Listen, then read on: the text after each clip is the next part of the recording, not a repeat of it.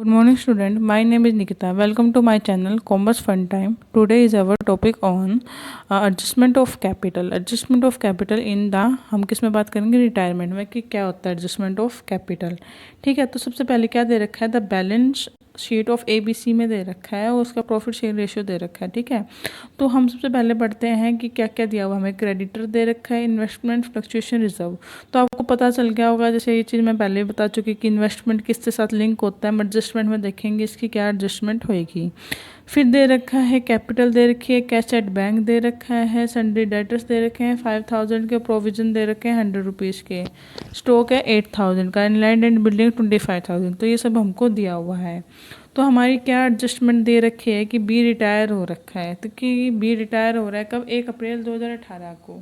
देखो रिटायरमेंट तो हम कर देते हैं साल के एंड में, ठीक है, कभी साल के एंड में या स्टार्टिंग में, वो देखा जाता है। तो वो द स्टॉक इज डेप्रिशिएट, अगर 6% डेप्रिशिएट हो रहा है तो इसकी वैल्यू डाउन हो रही है। तो 8000 की तो डेप्रिशिएट 6% करेंगे तो कितना आ जाएगा 480।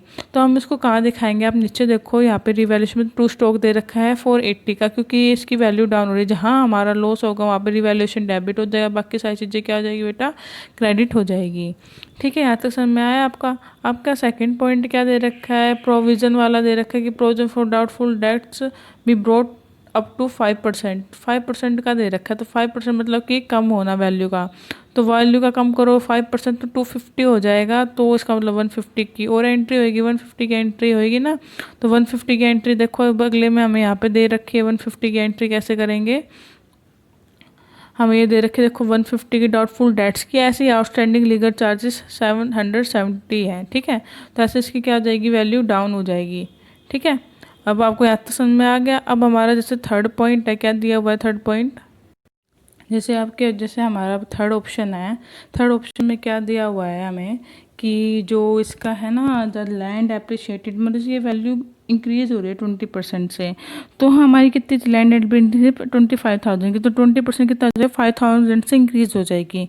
तो क्या एंट्री हो जाएगी, हम इसकी क्या एंट्री करेंगे, land and building account debit to revaluation की वैल्यू इंक्रीज हो रही है। हम इसको एक साथ इसकी एंट्री देखते हैं लास्ट में।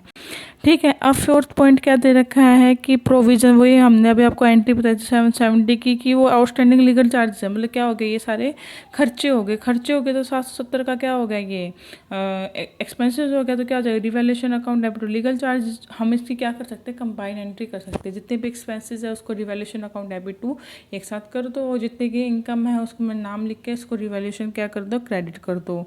अब हमारा फिफ्थ पॉइंट है कि जो इन्वेस्टमेंट है ना, देखो बच्चों इन्वेस्टमेंट क्या हो रही है, 8500 की हो रही है। अब इसकी बहुत अच्छी से एडजस्टमेंट आ रही है। कितने की थी हमारे इन्वेस्टमेंट, कितनी की थी, 11,500 की थी, सॉरी कट डाउन करने के लिए 11,500 की थी। अब इसमें क्या दे रखा है कि कितने की होगी, 8,500 की होगी। तो कितने का डिफरेंस हो गया, 3000 का डिफरेंस हो गया। मगर हमने तो रिजर्व बना रखा था 7,500 का, तो 3000 का क्या कर लेंगे, हम इसमें से यूज़ कर लेंगे। और जो बाद में बचेगा 4,500 रुपये, हम उसको क्या कर लेंगे, आपस में बांट लेंगे। जैसे मैं आपको अभी उसमें दिखाती हूँ, जैसे यहाँ पे करके दिखा रखा है। देखो यहाँ पे देखो लैंड वाली भी है एंट्री, और ये वाली इन्वेस्टमेंट वाली देखो मैंने आपको बताया था कि 7,500 का दे रखा है। इन्वेस्टमेंट 3000 की होगी, और ABC में हमने 4,500 रुपये को बांट लिया। ठीक है, समझ में आ गया। ऐसे लैंड वाली थी, रिवैल्यूएशन वाली मैंने बताई थी, जो भी प्रॉफिट आएगा इसने आपस में यहाँ पे शेयर कर लिया जो उससे आया। ठीक है, लैंड दे रखी, लैंड एंड बिल्डिंग 5000 की, वो वाली बता दी थी, प्रोविजन वाली बता दी थी। जो इनका डिफरेंस आएगा ना, ये रिवैल्यूएशन 5000 है इसका है, और इसमें कितना दे रखा है, यहाँ पे 1400 दे रखा है हमें। ये वाला देखो अभी मैं आपको दिखाती हूँ, 1400 यहाँ पे दे रखा है। इसको इनका डिफरेंस ले लिया, तो इसका डिफरेंस आपके अकॉर्डिंग कितना आना चाहिए था, देखो आप सोचो थोड़ा कितना आएगा। देखो 7,500, तो यहाँ पे आगे इसमें देखो 3600 आ जाएगा, क्योंकि इसका डिफरेंस इतना ही बैठ रहा है। तो उन्होंने 3600 का रुपये तो बांट दिया। इन्वेस्टमेंट वाली यहाँ तक की एंट्री हमारी होगी। अब हमारी जो मेन एंट्री होगी वो आएगी गुडविल की। ठीक है, क्या आएगी, हमारी गुडविल की एंट्री आएंगी। अब गुडविल के लिए अपन को क्या करना पड़ेगा, अब देखो हम पहले क्वेश्चन पढ़ते हैं गुडविल का कि डेट द गुडविल 690 देखते हैं। Goodwill the entire firm is fix, 10,800 क्या दे रखे, फिक्स दे रखे। और बी का शेयर है ना, कि बी तो रिटायर हो रहा है, B share of goodwill be adjusted into account of A and C who are bring to share future profit in the 5:3 में क्या कर रहे हैं, डिस्ट्रीब्यूट कर रहे हैं। तो हम पहले सबसे पहले तो हम इसकी एडजस्टमेंट करते हैं 10,800 की क्या करनी है अपन को। तो हम इसमें क्या करेंगे, अब देखो अब इस वाली एंट्री में ना हम इसकी एडजस्टमेंट करेंगे। तो एडजस्टमेंट के लिए पहले हम देखते हैं, देखो अब हम इसकी वर्किंग नोट देखेंगे। वर्किंग नोट में क्या हो जाएगा, पहले तो हम क्या निकाल लेंगे, इसका गेनिंग रेशियो निकाल लेंगे। ठीक है, समझ में आ रहा है। पहले क्योंकि गुडविल का मतलब जहाँ पे भी आ जाए आपको आप पे गेनिंग रेशियो निकालना है। New ratio minus old, as gain आ जाएगा, क्या करेंगे न्यू में से ओल्ड माइनस कर देंगे। तो ये तो कर रहा है इतना, गेन ये कर रहा है 11 पॉइंट, तो कितना आ गया 13:11 आ जाएगा कि वो न्यू गेनिंग रेशियो आ जाएगा, क्योंकि जो उसने पीछे दे रखा है वो न्यू रेशियो दे रखा है 5:3 में वो बांटेंगे। ठीक है, हमारा आ गया 13:11 आ गया। तो हमें जो अब क्या बांटनी है, गुडविल बांटनी है, वो क्या बांटेंगे हम इस रेशियो में बांटेंगे। ठीक है, तो हम इसके लिए अब करते हैं।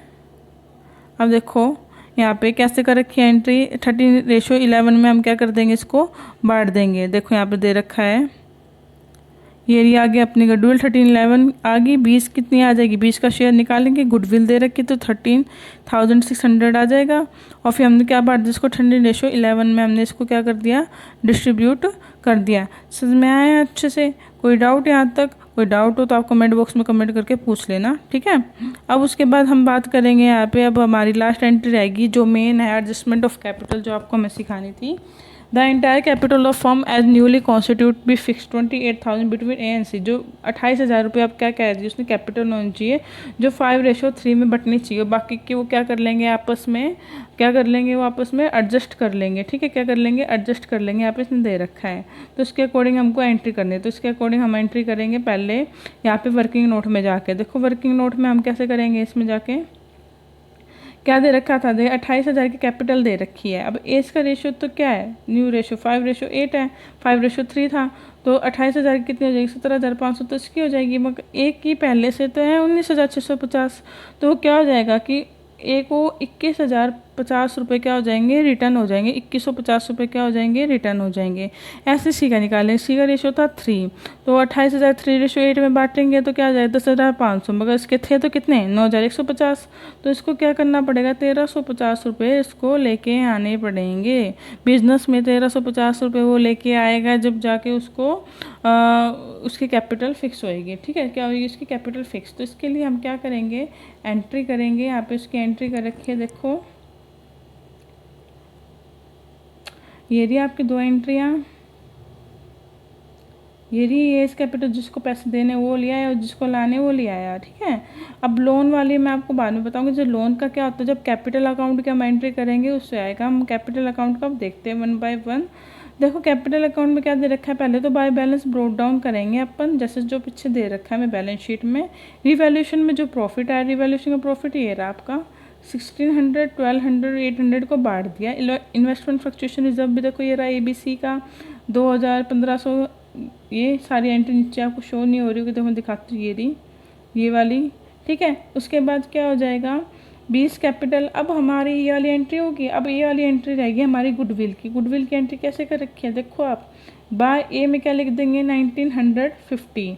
ठीक है, और क्या लिख देंगे यहाँ पे 2B में लिख देंगे हमारे दोनों के अमाउंट मिल देंगे 1950 और 1650। और यहाँ पे क्या आना था बाय एस बाय सी। देखो बाय सी में क्या आ जाएगा, यहाँ पे बाय सी में कितना आएगा 1650 आएगा यहाँ पे। ठीक है, ये कट गया इसमें। ठीक है, 1650 आ गया।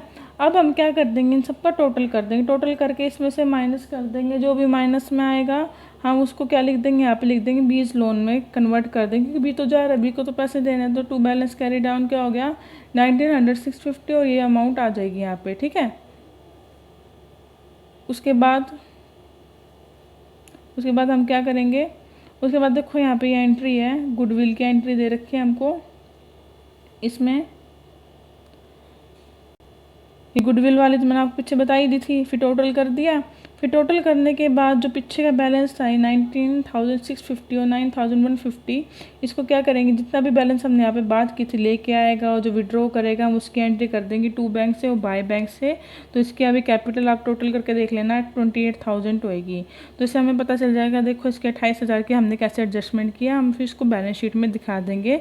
बैलेंस शीट में क्या एंट्री करेंगे, cash at bank. Cash at bank जहाँ जहाँ से उसके पैसे आए हैं उसके। इसके लिए देखो यहाँ पे एक अकाउंट भी बना रखा है कि पहले जो स्टार्टिंग में उसके तो 5,500 थे, तो सीज कैपिटल को सी तो लेके गया तो 1350 इधर आ गया, और जो लेके आ रहा है वो इधर आ गया, जो बैलेंस बचेगा वो हम इधर लिख देंगे। तो कितना का बैलेंस बचा, 4700 का, वो हमने यहाँ लिख दिया। डेटर्स तो वैसे के वैसे थे, तो कोई एंट्री नहीं। स्टॉक भी ऐसा था, इन्वेस्टमेंट की एंट्री थी कि 8,500 का क्या हो गया, वो इन्वेस्टमेंट होगी। लैंड एंड बिल्डिंग कितनी दे रखी थी, 30,000 की आ जाएगी। ऐसे सन्ड्री क्रेडिटर है। लीगल चार्जेस हमें दे रखे थे, हम रिकॉर्ड करने भूल गए और वो एक्सपेंसेस दिखा दिए थे, तो हम बैलेंस शीट में दिखा देंगे। ऐसे जो लोन का अमाउंट हमारे पीछे आया था, ये रहा देखो, कितनी कैपिटल इसको देनी है, तो वो हमने यहाँ दिखा दी। और कैपिटल जो हमने यहाँ पे एडजस्टमेंट की थी, सारी की सारी एंट्री यहाँ पे हो जाएगी। तो आई होप आपको यहाँ तक समझ में आ गया होगा। यहाँ पे कैपिटल एडजस्टमेंट की एंट्री होगी कि कैपिटल एडजस्टमेंट हमको कैसे करनी है, हमें उसके अकॉर्डिंग, उसके रेशो के अकॉर्डिंग निकाल के, जो उसमें एक्सेस है तो उसको पे ऑफ करना है, अगर कम है तो उसको लेके आना है। ऐसे करके क्या हो जाएगी, हमारी कैपिटल की एडजस्टमेंट हो जाएगी। अगर मैं आपको भी एक क्वेश्चन और कराती हूँ ताकि जो थोड़े बहुत डाउट्स हो आपके क्लियर हो जाए। अब देखो, हम 44 वाला क्वेश्चन करेंगे कि इस क्वेश्चन में क्या बोल रहा है। इस क्वेश्चन में क्या बोल रहा है, देखो एक्स और वाई जेड पार्टनर हैं और रेशो है 3:2:1।